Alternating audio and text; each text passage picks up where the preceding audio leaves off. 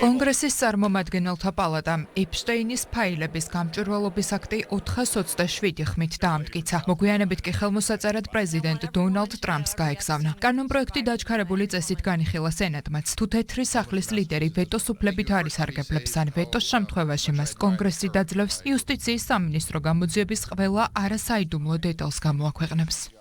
დონალდ ტრამპმა ჯეფრი ეპშტეინის საქმეზე სიმართლის დაფარვის მცდელობა უკვე საკმაოდ დიდხანს გააგრძელა. დადგა დრო სენატმა ბოლომდე მიიყვანოს საქმე და იუსტიციის დეპარტამენტს მასალების გასაჯაროება აიძულოს. ეს არ ეხება დემოკრატებსა და რესპუბლიკელებს ან კონგრესსა და პრეზიდენტს შორის დაპირისპირებას. ეს ეხება იმ გამჭვირვალეობის უზრუნველყოფას, რომელსაც ამერიკელი ხალხი უკვე დიდი ხანია ითხოვს.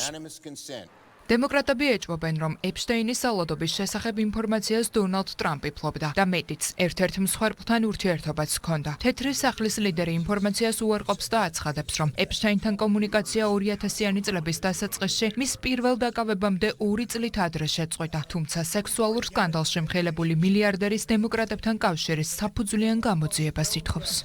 დემოკრატებისაგან განსხვავებით ჩვენ ეპშტეინის საქმესთან საერთო არაფერი გვაქვს. მისი ყველა მეგობარი დემოკრატი იყო. შეხედეთ, რიდ ჰოფმანი, ლარი სამერსი, ბილ კლინტონი და სხვა დემოკრატები ეპშტეინის კუნძულზე ხშირად დადიოდნენ. რაც მინდა არის ის, რომ ხალხმა აღიქვას ის უზარმაზარი საქმე, რომელიც გავაკეთე ფასების, ხელმისაწვდომობის და ომების დასრულების კუთხით.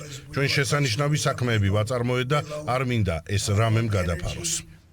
წარმომადგენელთა პალატის ზედამხედველობის კომიტეტის დემოკრატიული პარტიის წევრებმა სექსუალურ სკანდალში მხელებული მილიარდერის ჯეფრი ეპშტეინის ელექტრონული მიმოწერა გაასაჯაროვეს, რომელშიც პრეზიდენტი დონალდ ტრამპი რამდენჯერმე ფიგურირებდა. ერთ-ერთ წერილში, რომელიც 2011 წლით თარიღდება, ეპშტეინი წერდა, რომ ტრამპი მის სახლში დიდ დროს სექსუალური ტრაფიკინგის მსხვერპლთან ერთად ატარებდა, თუმცა თეთრი სახლის ლიდერის მსგავსად ეპშტეინის სკანდალთან ტრამპის კავშირს შეერთებული შტატების წარმომადგენელთა პალატის სპიკერიც უარყოფს.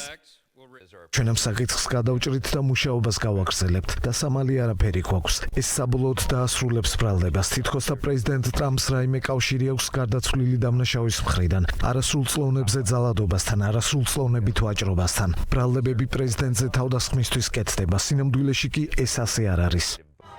ფინანსისტ ჯეფრი ეპშტეინს სექსუალური ტრაფიკინგის საქმეზე ბრალი 2019 წელს წაუყენეს. ოფიციალური ცნობებით ეპშტეინი ათობით არასრულწლოვანის სექსუალურ ტრაფიკინგს ეწეოდა. ის 2019 წელსვე ციხის საკანში გარდაცვლილი იპოვეს. დადასტურდა, რომ ფინანსისტმა თავი მოიკლა.